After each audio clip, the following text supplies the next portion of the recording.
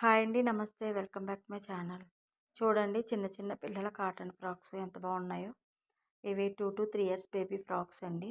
ఒక కస్టమర్ ఆన్లైన్‌లో ఆర్డర్ చేసుకున్నారండి. ఇది 2-3 ఇయర్స్ బేబీకి అయితే కరెక్ట్‌గా వస్తుంది.